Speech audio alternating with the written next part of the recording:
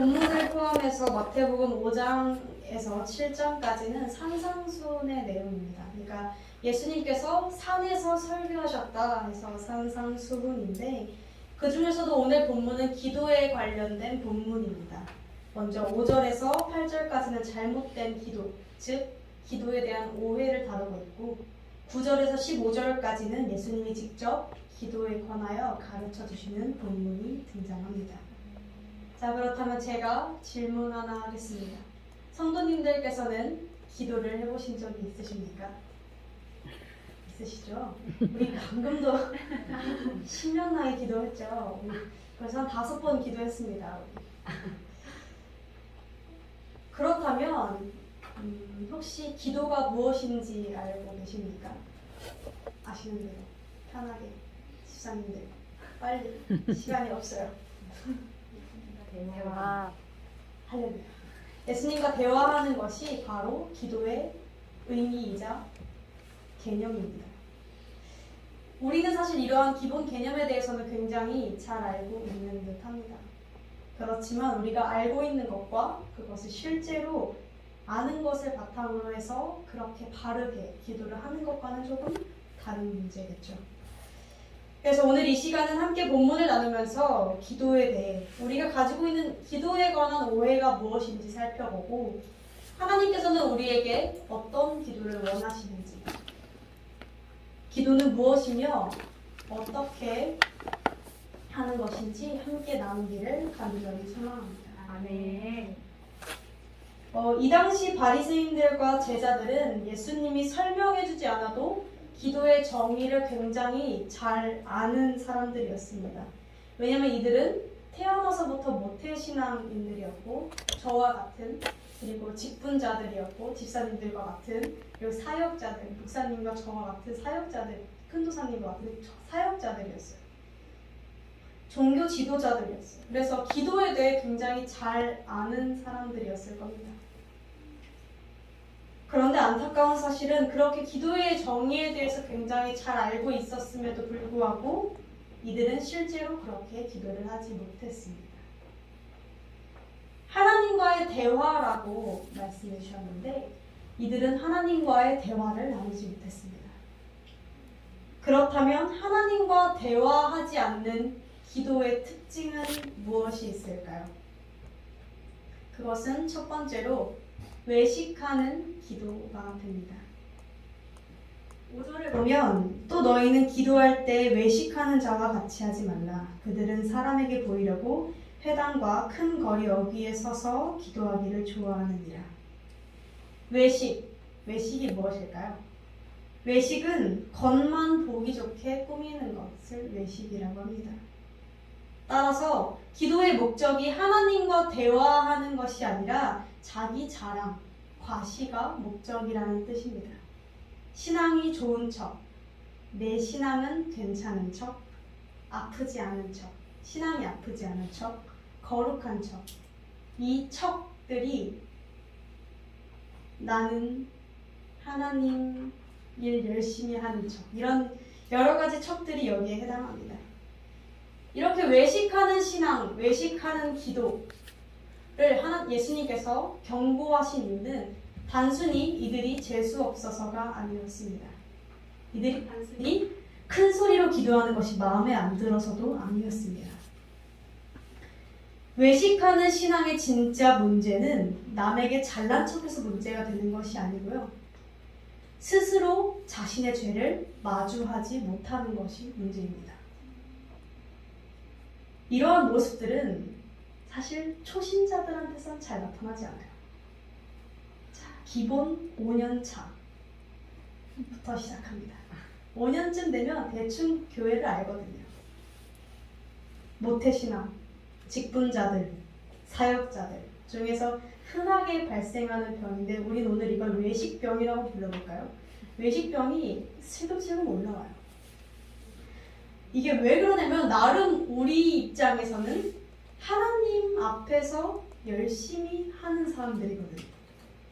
기도, 예배, 봉사, 전도 열심히 합니다.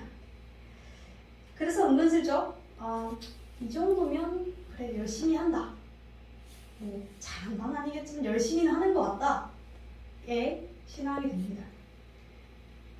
그렇게 마음이 들면 사단이 슬쩍 다가와서 이렇게 이야기해줍니다. 맞아. 야, 잘했어. 넌 좀 인정받아야지. 야, 너만큼 하는 사람이 어딨냐? 너니까 이 정도 한다. 야, 너니까 이 정도 사역하고, 너니까 이 정도 봉사하고, 너니까 이 정도 기도한다. 사단이 부추기기 시작합니다. 그럼 우리는 어떻게 되냐면요. 점점 잊어갑니다. 뭘 잊어가죠? 우리가 죄인이라는 사실을. 제가 신학을 처음 가고 사역을 시작하고 나서 사역 시작하고 나서였던 것 같아요. 사역 시작하고 한참 이 외식병에 빠졌었어요. 외식병 경험자입니다, 제가. 근데 제가 이 외식하는 신앙, 외식하는 기도에 빠져 있었을 때, 야, 나 진짜 잘났어 라고 한 게 아니었어요. 아마 아무도 모르셨을걸요? 제가 막 여기서 나 나는 잘났어 이렇게 한 적이 한 번도 없었으니까요. 그런데 그러니까 외식하는 신앙은 겉으로 크게 드러나 보이지 않을 수도 있다는 거예요. 극단적으로 잘난 척하는 사람들만 외식하는 신앙이 아니라는 게 아닙니다. 제가 어떤 외식병에 걸렸었냐면요. 이런 외식병에 걸렸어요. 나만큼 힘든 사람은 없다. 여기저기 막 웃으시는데 나는 정말 2학년부터 참 무거운 사역을 들고 간다. 민예지 장하다. 라는 마음이 생겼습니다.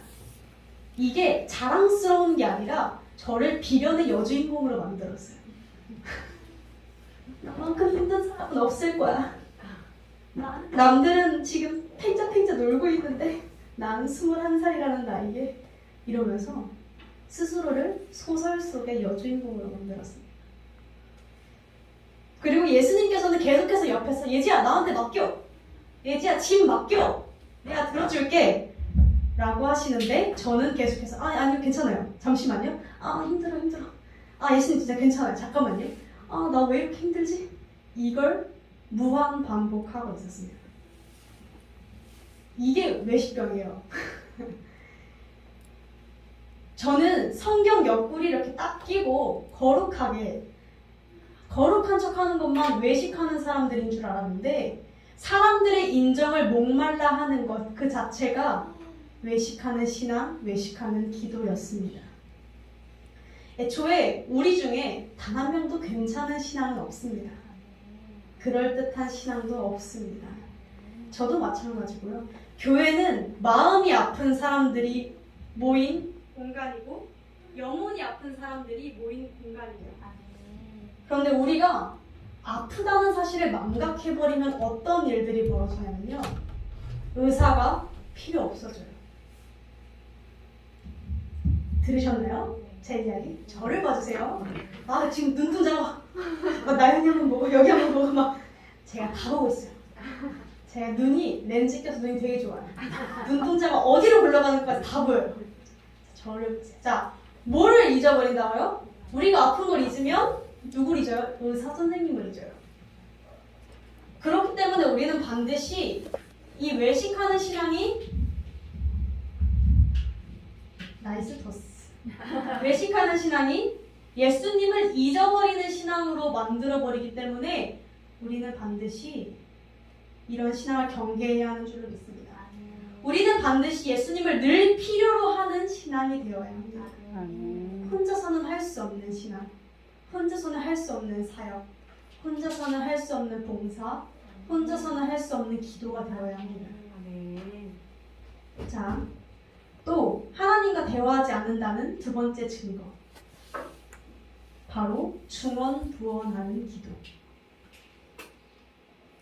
말씀엔 이렇게 등장합니다. 또 기도할 때 이방인과 같이 중언부언하지 말라. 그들은 말을 많이 하여야 들으실 줄 생각하느니라. 그러니까 중언부언한다는 뜻이 무슨 뜻일까요?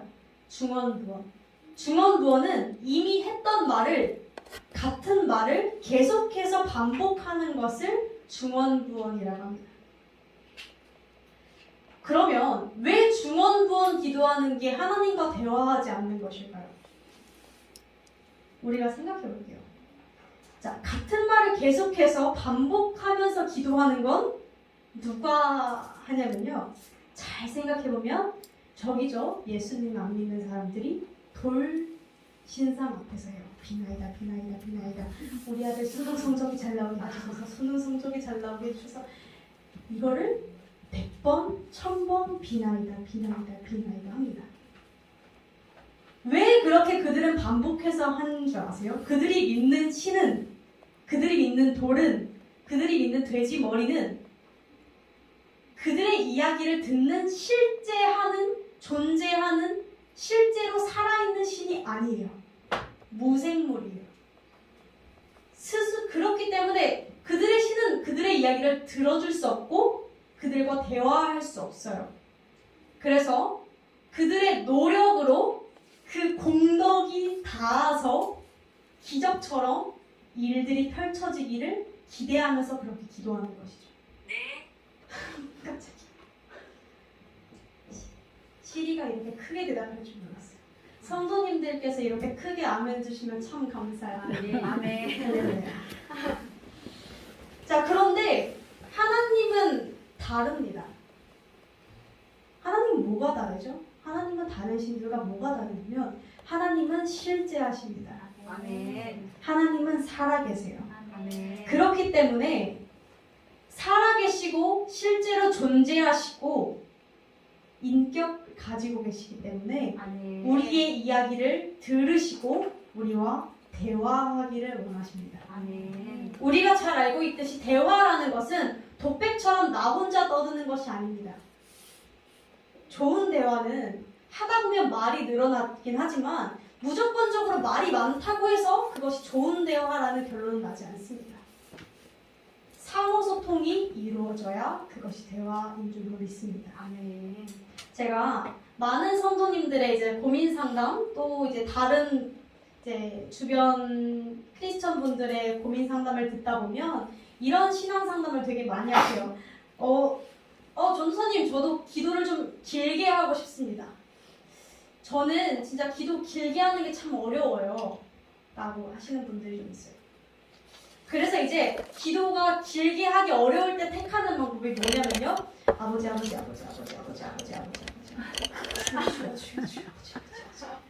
웃으시네요. 한 번씩 해보셨나 봐요. 기도가 더 이상 생각나지 않으면 우리는 아버지로 한 시간을 떼어버립니다. 자, 물론 지금 이야기하는 건 막 마음이 애처로워서 아버지라는 말밖에 안 나왔을 때 그런 기도를 이야기하는 게 아니에요. 그건 굉장히 귀한 기도고요. 제가 지금 이야기하는 뉘앙스 아시죠? 아버지. 약간 눈 반쯤 감기면서 아버지. 그런 기도를 이야기하는 겁니다. 이 기도는 자, 잘 들으세요. 듣는 상대에 대한 인식이 없는 기도입니다. 제가 우리 나연 성도가 지금 아파 누워있는데 하필 제가 얘를 나연 성도로 들었어요. 그럼 이번엔 다연 성도로 들어볼게요. 제가 다연 성도님이랑 이렇게 대화를 하고 이야기를 하는데 다연 성도님이 저한테 막 이야기를 할 거 아니에요. 근데 제가 다연 성도님이 뭐라고 이야기하든 말든 다연아 라고 하면 다연이 입장에서 제가 어떻게 보이겠습니까?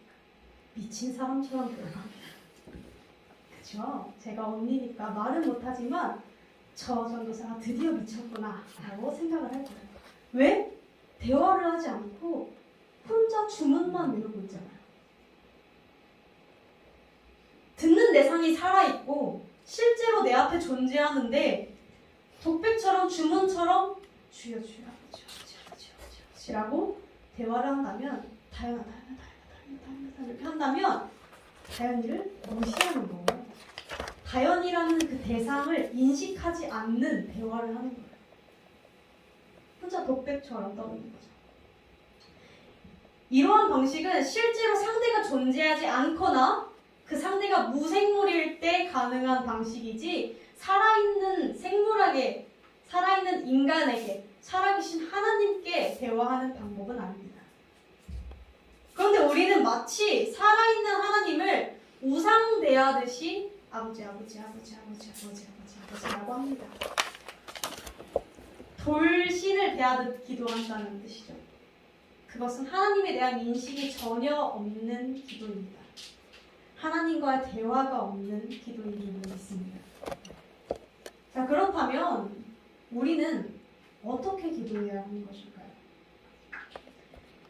예수님께서는 우리가 이렇게 잘못된 방식의 기도가 아니라 바른 기도를 하기를 원하셔서 우리에게 직접 기도에 대해서 알려주셨습니다.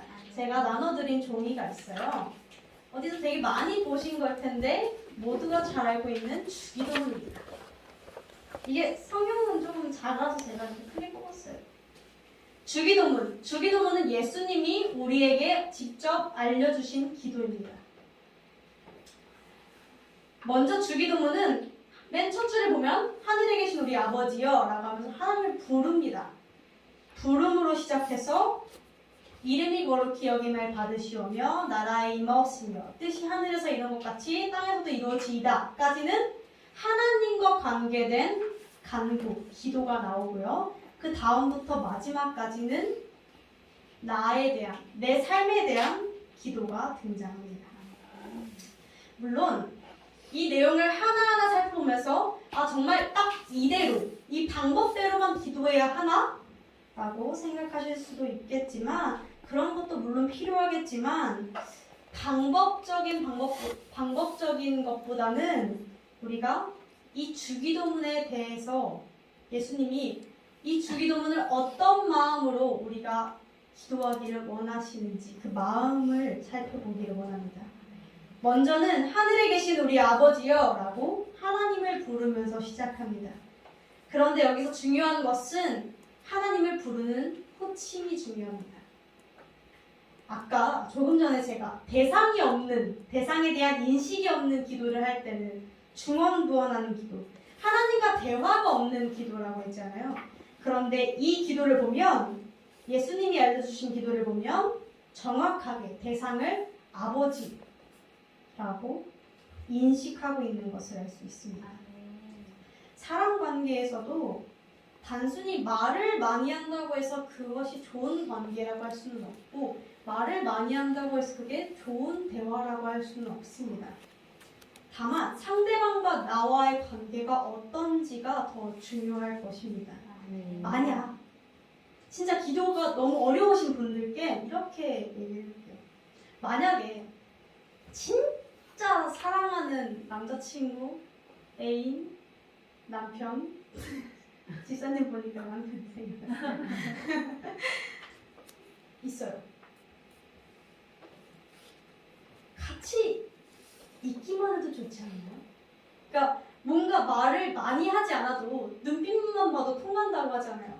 눈빛만 보고 앉아있어도 너무 좋고 몇 시간을 봐도 좋고 그냥 그러고 있다가 할 얘기가 생기면 자연스럽게 이야기를 또 하고 약간 그런 관계가 있잖아요.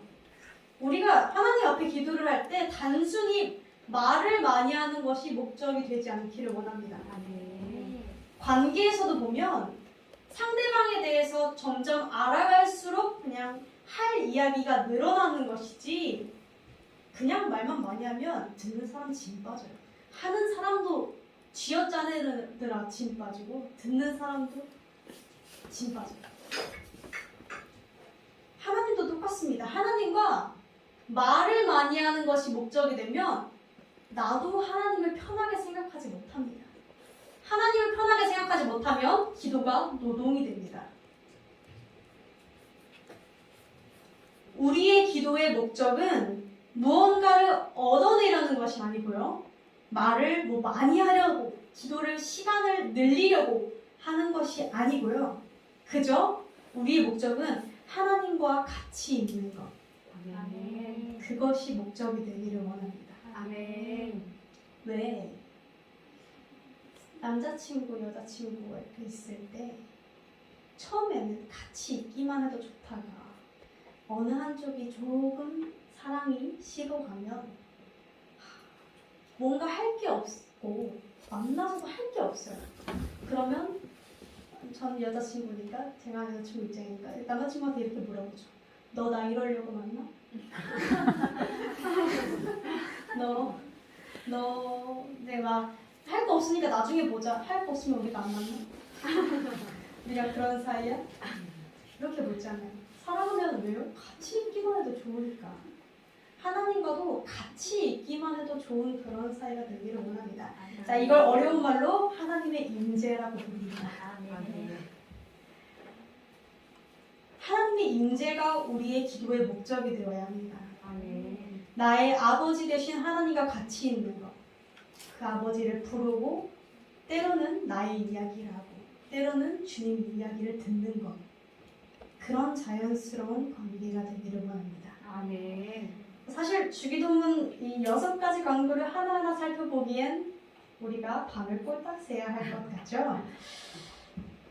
좀 이어서 볼게요. 이름이 거룩히 이 하나님과 관계된 3가지의 간구를 보면 쉬운 말로 하면 이렇게 번역할 수 있습니다. 하나님, 하나님의 이름이 거룩해지기를 원합니다. 그리고 하나님의 나라가 임하기를 원합니다. 하나님의 뜻이 하늘에서 이미 이루어진 것처럼 이 땅에서도 당신의 뜻이 이루어지기를 원합니다. 라는 간구예요. 이 간구들의 공통적인 특징은 뭐냐면요. 하나님을 경외하는 마음입니다. 경외라는 것은 뭘까요? 경외는 이제 하나님을 경외한다라는 것은 하나님을 두렵고 떨리고 존경하며 사랑하는 그 마음으로, 말할 수 없는 마음이겠죠. 마치 제가 무서운 우리 목사님을 사랑하는 것처럼, 이게 목사님을 두려워한다는 것이 진짜 막 무서워가 아니라 그만큼 존경한다는 뜻이잖아요. 그런 느낌으로 하나님을 받아들이기를 원합니다. 그것이 경외예요. 너무 어마어마하게 거룩하신 하나님이어서 두렵고 앞에서 떨리지만 그만큼 주님을 사랑한다. 그것이 하나님을 경외하는 마음입니다. 나의 뜻을 먼저 내세우고 내 생각과 내 요구를 먼저 하나님께 드리기 전에, 주기도문에서도 보면 내 이야기를 하기 전에 먼저 하나님의 말씀하시는 것들, 하나님의 뜻이 펼쳐지기를 소망하는 기도. 내가 먼저 하나님의 말씀에 순종하기를 원하고 내 삶이 하나님의 말씀에 열매가 맺혀지기를 원하는 것. 하나님의 나라, 그 선하심과 공의로우심이 나를 덮어서 나를 사로잡기를 원한다는 그 고백이 바로 주기도문에서 등장한 예수님이 원하시는 마음인 줄로 믿습니다. 그만큼 하나님의 뜻을 정말 마음에 새기고 내 뜻보단 하나님의 뜻 먼저. 이것이 예수님께서도 이렇게 동일하게 기도를 하셨어요. 사실 이제 제가 자주 이제 예수님이랑 이제 기도를 좀 하다 보니까 이제 나름 저만의 방법이 이제 생길 거 아니에요. 왜냐면 모든 분들이 이렇게 기도하셔야 된다는 건 아니지만 저도 제 성격이 있으니까 하나님이랑 저랑 합의점을 좀 맞춰보는 것들이 있을 거거든요. 저는 이런 방식이었어요. 소개하자면, 하나님, 제 요구가, 제가 하고 싶은 것들이 하나님 뜻에 크게 어긋나지 않으면 웬만하면 이쪽 방향으로 해주시는 게 어떨까요? 라는 기도를 좀 저는 많이 했어요. 그러니까 하나님의 뜻이 아니라면 뭐 저는 어떻게 할 수가 없는데 크게 다르지 않은 것 같으면 이 방향도 좀 괜찮은 것 같습니다. 그런데 제가 이 기도를 작년 말부터 시작했거든요.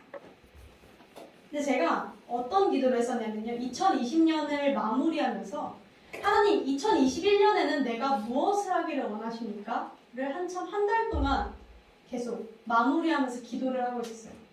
2021년에 내가 어떤 일들을 하기를 원하십니까? 기도하다가 제 마음에 왔던 것들 또는 그동안 하고 싶었던 것들이 있을 거예요. 쭉 이렇게 하나님 앞에 기도하면서 적어 내려가 봤어요. 적어 내려가 봤고 이제 그것이 첫 번째가 뭐였냐면요.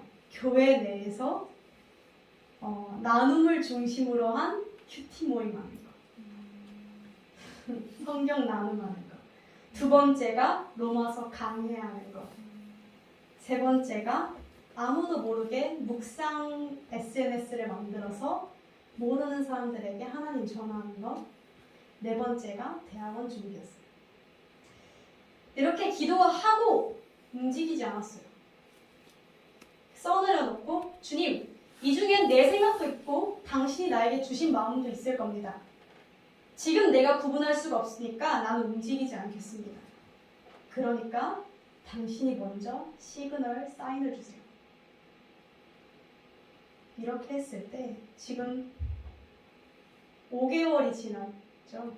이미 실행되고 있는 것들도 있고. 그렇죠? 큐티 모임이 어떻게 진행되게 된 거냐면요. 저는 큐티라는 것을 해본 적이 없었어요. 태어나서. 그래서 교회 내에서 같이 나눔하면서 교제를 하고 싶은데 제가 할 줄을 모르니까 어떻게 해야 될지 모르겠는 거예요. 그래서 시작을 안 하고 있었던 것도 있었어요. 그랬는데 하나님께서 어느 날 이렇게 기도하고 가만히 있었는데 어느 날 어떤 선배한테 전화가 옵니다. 예지야, 너 우리랑 같이 말씀 나눔 안 할래? 그래서 뭔데요? 아, 생명의 삶으로 우리 큐티 할 건데 너 생각나서 전화했어. 같이 하자. 저 큐티 해본 적 없는데 괜찮아. 우리가 알려줄게. 그래서 말씀 나눔하는 법, 큐티하는 법을 배웠습니다. 인도하는 법, 이런 것들을 배웠어. 아, 이렇게 큐티라는 건 이런 방식이겠구나. 질문을 던지는 건 이런 거겠구나 라고 알았고, 그리고 얼마 후 수요 예배 때 큐티를 시작하게 되었습니다. 두 번째, 로마서 강해. 제가 로마서 강해 뭘 한다고 로마서 강해를 하겠어요. 그쵸? 제가 뭘 안다고 사실. 그쵸? 그래서 로마서 강의가 너무 하고 싶은 거예요. 들 끌어오르는데 아직은 아닌가? 그래서 기다리고 있었어. 갑자기 한 교수님이 저한테 로마서 관련한 로마서를 지나야 하는 이유라는 책을 선물하십니다. 그리고 제가 신약 수업을 듣는데 그 수업에서 지금 가장 주요하게 다루고 있는 부분이 로마서입니다. 또 그렇게 길을 여셨습니다. 대학원 어디 갈지도 모르고 아무 계획도 없고 아직 아무 생각도 안 해봤는데 선배들이 전화 와서 예지야 여기는 이 문제집으로 보고 예지 여거는 이걸로 보고 지금은 뭐 이런 정보들을 알려주기 시작하고 가만히 있다가 오 감사합니다. 오 감사합니다. 이렇게 하기 시작했습니다. 묵상 계정 SNS에서 한 번도 얘기한 적 없는데 갑자기 어떤 사람이 한 팔로우가 몇백 정도 되는 거를 팔려고 했었다가 이거 너 써라 이렇게 계정을 저한테 준 거예요. 그게 제 묵상 계정이 됐습니다. 그래서 거기서 아무도 민예지라는 이름 꽁꽁 숨기고 거기서 묵상도 하고 있어요. 하나님께서 다 하셨습니다. 아멘. 아무것도 안 했는데 하나님께서 다 하셨습니다. 아멘. 중요한 건 이거예요. 기도는 하나님과의 대화예요. 내 뜻만 밀어붙이고 나는 기도했으니까 이렇게 해볼 거야 라고 가는 것이 아니라 하나님이 들어올 타이밍을 기다리는 것도 중요해요. 아멘. 대화이기 때문에 아멘. 일반적인 독백이 아니라 상호소통적이기 때문에 그것이 세계의 간구를 통해서 우리가 해야 하는 마음인 줄 믿습니다. 아멘. 자, 네 번째부터 여섯 번째까지는 우리 삶에 대한 강구죠. 근데 네 번째 강구는 우리에게 일용할 양식을 주옵시고 우리 일상에서 필요한 것을 하나님께 아뢰는 것 반드시 필요합니다. 아멘. 이 기도는 결국 하나님에 대한 신뢰를 전제로 하는 기도입니다. 내가 하나님을 믿기 때문에 내 사소한 것까지 아뢰 수 있는 거예요. 아멘. 그러나 중요한 것은 이것입니다. 그러니까 아버지라고 불렀을 때 저는 이제 저희 아버지, 어머니에게 이야기를 되게 많이 하는 타입이에요. 저는 말이 되게 많아서 오늘 이야기 있었고 누구를 만나고 저랬고 이렇게 막 이야기를 하는데 그냥 그런 삶의 작은 부분까지도 하나님 하나님께 믿고 아뢰을 수 있는 것. 그것이 주님이 원하시는 마음인 줄로 믿습니다. 아멘. 그러나 우리가 여기서 주의해야 할 점은 하나님은 진이가 아니라 아버지라는 점. 진이, 램프의 요정 진이가 아니라. 아멘. 진이와 주인의 관계, 알라딘이죠. 진이와 알라딘의 관계는 그저 소원만 비는 게 전부인 관계입니다. 그러나 아버지와 자녀의 관계는 소원만 비는 것이 관계의 전부는 아닙니다. 그 일부일 뿐이죠. 우리가 그 순위를 늘 기억하시기를 원합니다. 아멘. 자, 5번째, 6번째, 죄에 대한 강구죠. 그런데 5번째 강구가 좀 문제예요. 왜 문제냐면 우리가 우리에게 죄 지은 자를 사하여 준 것 같이 우리 죄를 사하여 주옵시고. 자, 여기서 이 강구에 대해서 예수님께서 덧붙이시는 말씀 14절에서 15절. 너희가 사람의 잘못을 용서하면 너희 하늘 아버지 하나님께서도 너희 잘못을 용서하실 건데 만약에 너네가 다른 사람들의 잘못을 용서하지 않으면 나도 안 해 라고 하시는 게 주님의 말씀입니다. 우리가 이 말씀을 들으면 굉장한 패닉에 빠지기 시작합니다. 망했다. 나 이 사람 아직 용서 못했는데 나를 용서하지 않으시겠구나. 나는 글러먹었어 라고 생각하실 수 있어요. 그런데 우리가 여기서 확실하게 하고 넘어가야 할 한 가지는 이거예요. 하나님은 애초에 우리가 노력한다고 해서 저 사람을 용서했다고 해서 우리의 행위 때문에 구원해 주신 게 아니에요. 우리 행위 때문에 우리를 용서해 주신 게 아니에요.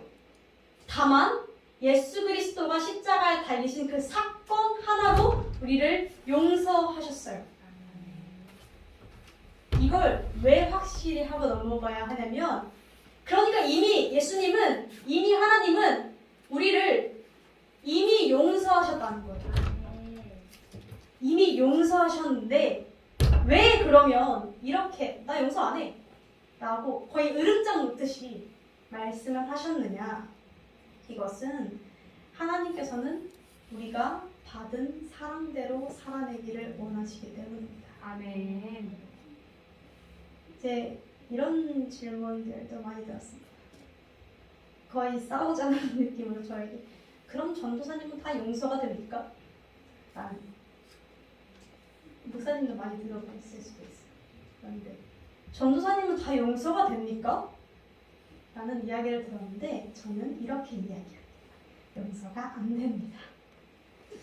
솔직하게 이야기하면 눈물 흘리고 주님 용서하겠습니다. 정말 용서하겠습니다. 막 이렇게 막 해요. 그런데 돌아가서 그 사람을 보면 막 올라오요 또. 왜? 그 사람도 안 변했거든요. 나만 안 변한 게 아니고 걔도 안 변했어요. 그래서 또 똑같이 나한테 해요. 그러면 용서 분명히 했는데 또 올라와요. 내가 이 짓을 해야 하나? 이러면서 올라와요. 많이 씨름을 했어요. 이 부분으로 제가 진짜 많이 씨름을 했는데 그런데 이제 한 목사님께서 저에게 이런 이야기를 하십니다. 어떤 이야기였냐면요. 이렇게 이야기해요. 하나님께 있어서 용서라는 것은 사건입니다. 그런데 우리에게 있어서 용서는 과정입니다. 라는 이야기를 하세요. 이게 뭔 말일까요? 하나님께 있어서 용서는 사건인데 집중하세요. 하나님께 있어서 용서는 사건인데 우리에게 있어서 용서는 과정이다. 무슨 말이냐면요.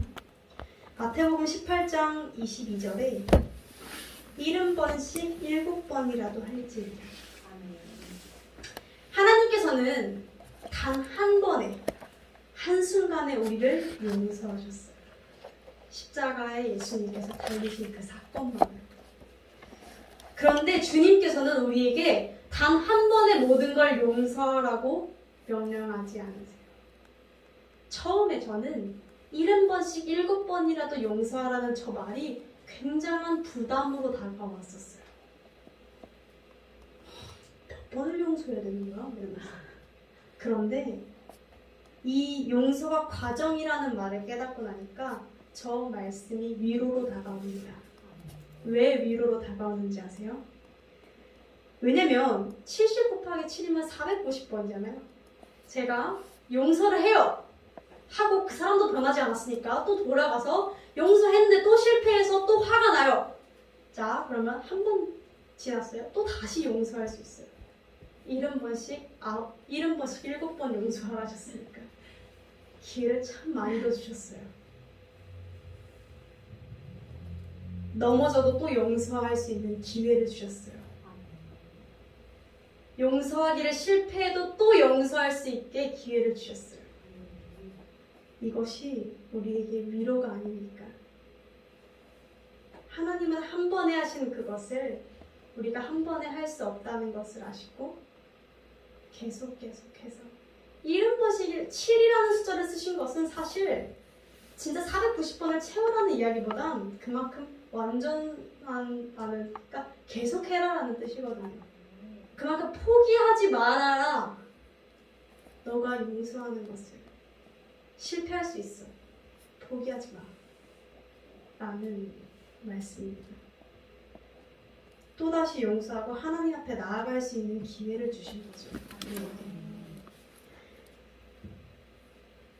이게 너무 감사인 것 같아요, 사실은. 그렇죠? 참 감사. 우리가 예수 그리스도를 통해서 죄 용서를 이미 받았습니다. 그런데도 죄에 대해서 시험에 들지 말게 하시고 악에서 구하여 주옵소서라는 기도를 합니다. 이미 죄에서 건짐을 받았는데 또 이런 시험에 들게 하지 마시고 다만 악에서 이런 기도를 합니다. 왜 이런 기도를 해야 하냐면 우리가 생각해 볼게요. 자, 우리 성령 세례 한 번쯤은 받아봤을 겁니다. 자, 마음이 뜨거워지고 이게 성령 세례죠. 마음이 뜨거워지고 주님을 만나는 듯한. 자, 성령 세례 받으면 우리 성질 머리가 바뀝니까? 잘 생각해 보십시오. 안 바뀝니다. 똑같아요. 한 2, 3일 들뜨다 말아요. 심각할 때는 교회 문 밖을 나가면 똑같아요. 그만큼 사실 한 사람이 성령의 열매, 중생의 열매를 맺기까지 그 과정이 성령 세례를 받았다는 건 이미 씨앗을 뿌려주셨다는 거거든요.